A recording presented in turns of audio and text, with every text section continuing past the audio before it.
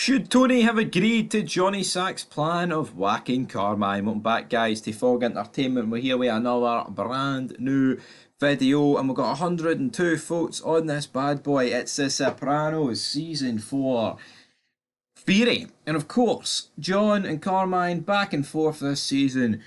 Ralph made the joke, buddy. John wanted more. John wanted blood. Carmine wasn't quite prepared to give him blood. Ralph then disappeared. Tensions are rising. John decides it's probably better that Carmine has to go. He then goes to Tony. Tony, are you going to do it? Tony then goes to Chris. We're going to do it. Let's hire a couple of black guys to get the job done.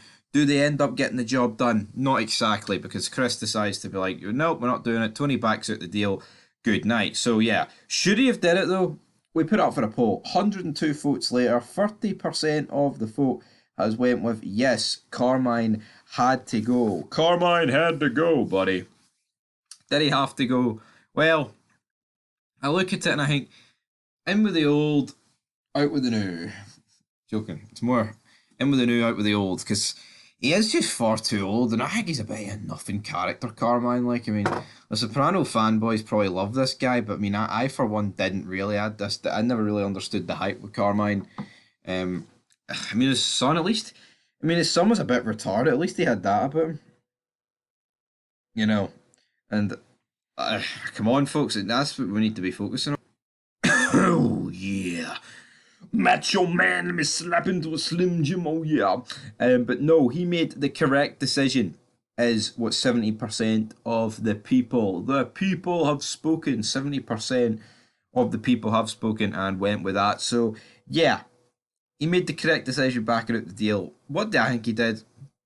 I mean, I think if you look at it from the point of view is that like Johnny Sack could have went back on his word at any point, then you've got to factor that in.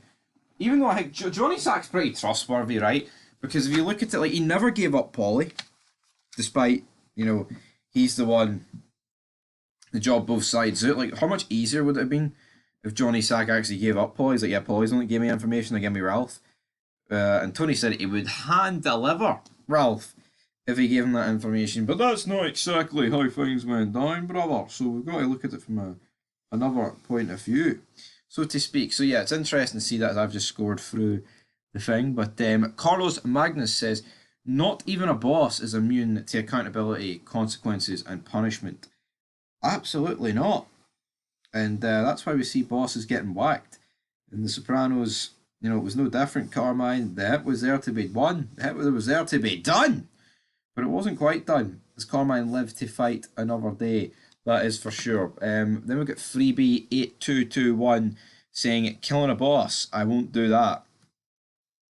Yeah, it's like with Tony, I think Tony just viewed it as, if I whack this guy, how much problem is that going to get me into with everyone else if Johnny Sack goes AWOL? Because all it takes is like, if Tony kills, right, Carmine, even though I know it'd be through Chris and the black guys, and the relationship with New York goes sour, there's nothing stopping Johnny Sack from pinning it on those guys.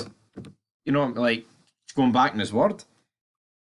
Now, like I said, with Paulie, I guess he could have went back on Paulie's word and things were a wee bit tasty with Jersey, but he didn't, guys. Killing a boss, though, won't do that. And that's where we're going to leave this video. A quick wee video here about Tony Soprano. Should he have agreed to Johnny Sack's plan of whacking Carmine? No, is the answer, overwhelmingly.